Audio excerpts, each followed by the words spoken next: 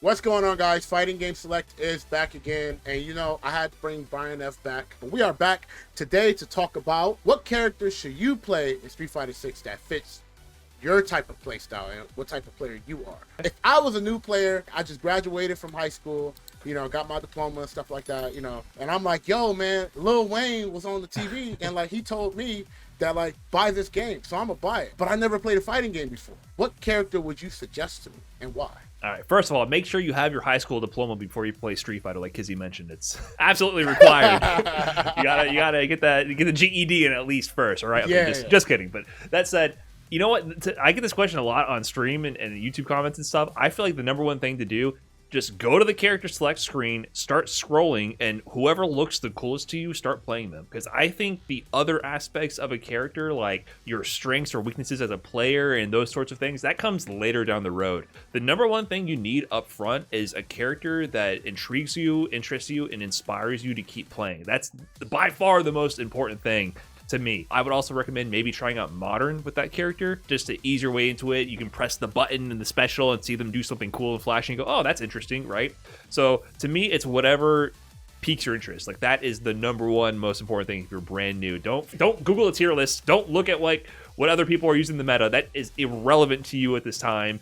And it should be all about what you find to be interesting at the moment. I agree with that, man. I feel like a lot of people, when they get into fighting games, they expect to like work as if people have been like you've been playing fighting games for a whole century. For you, it's all about personality. What character that fits you as your personality that is interesting to you, and like not being afraid of trying mono controls. I know a lot of people have like that stigma of like, if you use mono controls, you're bad, you're scrubby and things like that. But like, I don't, people don't really care about that, man. It's all about having fun at the end of the day. As long as you're having fun and you're having a blast and you're able to get a chance to try a fighting game and you can understand it, go for it. Dude, if you're brand new to fighting games, there's probably so many characters that have cool moves that you've literally never seen because you just didn't know how to execute them. I can imagine someone picking up Zangief for the first time and be like, this guy does nothing because they don't know how to do a 360.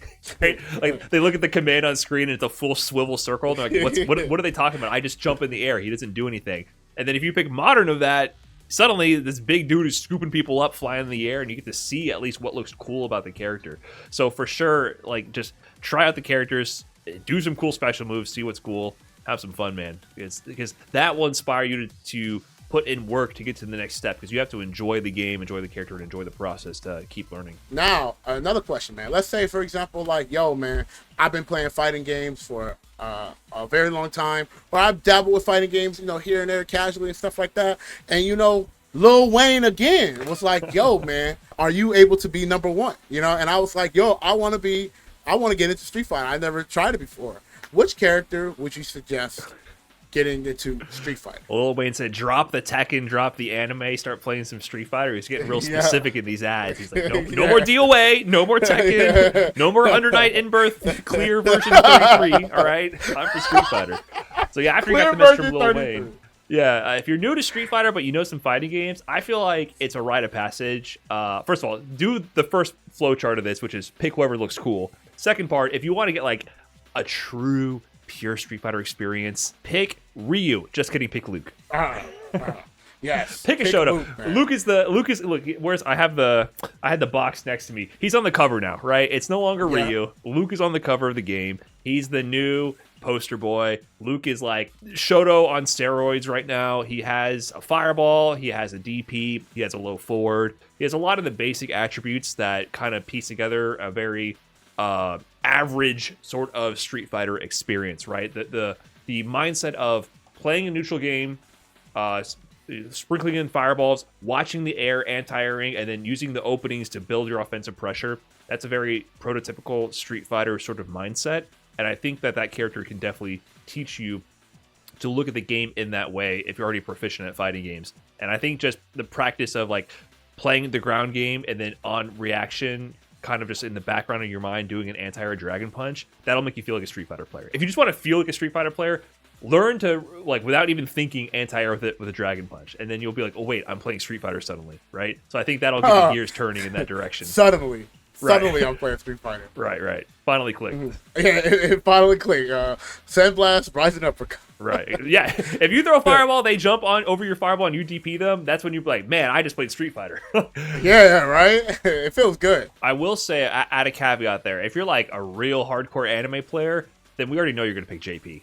So Yeah. If you've been playing like Valkenheim or like all what is it, Guilty Gear, Blaze Blue, things like that, JP is perfect for you, man. Yeah, if you need some extra sauce, like if just playing pure Street Fighter isn't enough to get the gears turning, JP is that dude for sure. So it depends on which route you're trying to go. If you're trying to get traditional with it, play some Luke. If you're trying to go continue your anime ways in a Street Fighter game, pick some JP for sure. You know, everybody's definition of fun is different. So if you had to suggest characters, 2 characters that you would suggest for players that want to have fun. I think DJ. If you want to party, I think DJ requires a bit more input. I think you want to learn some combo routes and stuff, and get a little bit more familiar with how to convert with him, and then how to flow with him, because he has a lot of sway options. He has a lot of movement options. Drive rush jab is warp speed approaching you to get the party started. So if you can like get into that flow state with DJ, I think he can be super fun. But you have to learn his moveset and kind of have to learn the game. But if you want to have fun just out of the gate, it's Honda. Oh yeah, bro. It's Honda, man. Honda is literally the most fun. I got 2 buttons. That's it. You know what I mean? My God. That's my objective. You learn headbutt and you learn butt splash, and then you might be having a lot of. I don't think any of your friends will have fun, but you'll have a lot of fun. just know when to reel it back in, so your friends will play with you again in the future. Because if you have too much fun, they're out. But Honda, dude, he is a menace. Especially at lower levels of play where people aren't as familiar with it, how to deal with his really powerful special moves and how to parry or DI his approaches. You'll be able to do a lot of things and get away with a lot of nonsense. So I think out of the gate, Honda is such a powerful pick to just get in, do some simple moves, and feel really powerful. So for sure, Honda players be having fun, man. A little bit too much. I'll be honest, man. People always call like top players counterpicking scumbags. When you watch like low level or like just casual level like gameplay, and you see the Honda player, Unfair. I feel like they have the most malicious intent. Like they just down back it, and then they try to do the move, and then like a random button will come out, and anybody lands. It still lands. Anybody know? We all know what that was. You know what I mean? Right. That should have been Honda flying full screen at you, but instead he's like crouch fierce, and it counter hits you for half your life anyways. And yeah. The other when someone's playing against Honda, they're just trying so hard to not look stupid, because Honda just makes even good players. I mean, I look stupid all the time fighting Honda. Honda just does it to you. So if that's your cup of tea, Honda is definitely the character to pick. A lot of people on the internet talks like this, and that's people who want to win. If there was a character right now that you was like, you want to win? You want to win $1 million? Pick this character. Who is that character right now? Modern Lily. Okay, just kidding. I would say, listen, I'm a JP player. People want me to stay JP, and they're about to go in the comments right now saying Brian F is down playing JP again. I play DJ, so everybody wants me to play DJ. So I feel like we have this camaraderie of defense right now. Okay, I appreciate that. You'll have to defend with me right now. JP is definitely up there. Top 3 free, maybe number 1 in the game. However, I think, especially this late in the game, if you're trying to win $1 million next month, I don't think JP's the character you want to pick, because I think he has like a lot of combo routes, and to really push him to the absolute limit, you're gonna have to no life training mode for a while to maximize every touch and every hit. I think if you want to win right now, I think the other side of that coin is Luke. Luke is, like I mentioned, super straightforward, fundamentally strong, rewards good fundamentals, hits like a 40-wheeler, not even an 18-wheeler. It's the Walmart truck with the extra extensions on it, right? Taking up 4 lanes of traffic. Like that, he just hits unreasonably hard and has great neutral fundamentals on top of it.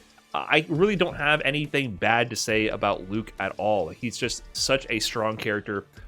Monster on offense, great defense, great anti-airs, great projectile game. I think not only being strong is important in a tournament setting, but being straightforward and simple is very favored. I think we've often seen in fighting games, sometimes the best character that people rate is more complex, and they end up not really winning the championships or winning the big tournaments, because I think those characters have a bad day. You can have a bad day. Maybe you mis-execute something. The mental stack, the pressure means you don't optimize some kind of complex conversion or something. So there's a theoretical number 1 who might be better in longer sets. I think that's JP. Longer sets, he's the best. But I think tournament, first to 2, first to 3, Luke is probably a better pick. You know, I was thinking him or maybe Ken, because Ken's a little bit more. He's not as easy as Luke, but his effectiveness is like is like I feel like when you graduate from Luke, Ken is like that guy. Maybe. I've been debating. I don't know if Ken is at the very top as strong as I once thought he was. But I will say that I think Ken has to work a little bit harder to... He has more tools to overload your reactions. But I think because of the fact that his neutral doesn't lead to as much damage, and it's really good, but it's not as good as Luke's, I think Luke has a good fallback plan. That's true. I don't have to go and do things that will overload your reactions. Like Dragon Lash... It's great. It is a risk, though. Potentially, you can get perfect parried or eat a jab or eat a DI, right? Whereas Ken kind of has to do that sometimes. Both top tier as hell. Don't get me wrong. Yeah. But I think if we're gonna see more Luke's at Capcom Cup, I think if we see a Ken go far, it's gonna be like an Angry Bird. It's gonna be someone we know. So, I expect to see those characters at the top. So Ken and Luke definitely good picks. Now, for people who have a hard time doing combos. Okay, there's definitely a lot of options that come to mind, and Modern should help you out. Like if you want to just venture out and do whoever, Modern has auto combos, and there's different tiers of auto combos you can choose from. But if you like want to never, it's not just a hard time doing combos. If you never want your game plan to be combo focused at all, I think you pick Zangief. Yeah. I think that's your pick, right? Because there's a difference between having a hard time doing combos now, and I'm gonna work on it to get them down later, versus I'm not entertained by combos. What gets me going is the big one damage or finding the openings and making reads. So, like for me, I love combos, so I pick JP, so I do a lot of combos, right? But for some people, they just want to scoop you, and I think if you're that dude, you pick Zangief. Absolutely, get the SPD going. For our last one, the players that want to feel smart. Like, I play this character, they like, yo, I'm Galaxy Brain, bro. You know, I'm out here drinking wine with Professor X. You know what I mean? Like talking about business and stuff like that. You know, that type of player, you know, the Mr. X. If you want to be that guy or feel like you're that guy, I should say it's Dhalsim, dude. Dhalsim players, they feel themselves 24/7. Win, lose, whatever, it doesn't matter. They know that they're better than you because they're playing Dhalsim. This is how it is. Bro, do you not see how they talk amongst each other? Like it's the way crazy. they praise them, it's like it's a temple. Like they have like a temple statue of the player. They be like, "Yo, how'd you do this, bro? Like, there's no I labbed this for like 32 days, bro. I could never mimic what you could do. Like, how do you do it?" And I'm like, I'm sitting back my head, I'm like, my brother, that was just like, you know, it was a simple teleport into a button, you know. But just seeing that, I was just like, man, Dhalsim players, they really look up to each other, man. It's kind of wholesome. I mean, they're on like a whole. I understand why that happens. They're on kind of like a whole side trajectory of the way of Street Fighter. It really is a detour into like learning the game, because you're learning a lot of skills that aren't as relevant to the rest of the cast, and you're forced to learn skills that aren't relevant to the rest of the cast. So if you're good at Street Fighter, it doesn't necessarily mean you're going to be good at Dhalsim, because you really have to learn a whole lot of other ways to approach the game. I don't think it necessarily means that you're better than everybody, which is kind of, there's a little bit of like sort of pride and egotism you can sort of sense with Dhalsim players here and there. Like they're so clever whenever they win. They outplay their opponent 100% of the time. Like they don't have full screen fireball, teleports, full screen. You know, there's advantages to the character. Let's be real. He's not the best, especially in Street Fighter 5 at the end though. He was one of the best. It's different game, different era. We're kind of speaking facetiously, but I do feel like if you really like labbing small interactions and really optimizing every movement you make, Dhalsim is definitely a character for you. With that being said, I think that's a good way to end it. You lost because you lost. But look, man, where can they find you, Brian? Yeah, you can find me at Brian_F on YouTube, on Twitch, and I'm sure if you search that on Twitter, you can find me there as well. I do a lot of Street Fighter related content, compete myself, do discussions about characters, about CPT, competition, and you know, thinking about being a competitive player and the mindset you got to be in. So if you enjoy that kind of stuff, you can follow me on those platforms. How do you guys agree with this? You know, do you guys feel like these characters kind of fit what we're talking about? And what characters are you guys playing right now? You guys let us know. And like, what are your archetypes? Are you that player that wants to get into fighting games? Are you a player that wants to feel smart? You guys let me know in the comment section below. Thank you guys so much. And we will see you guys in the next episode of Fighting Game Select.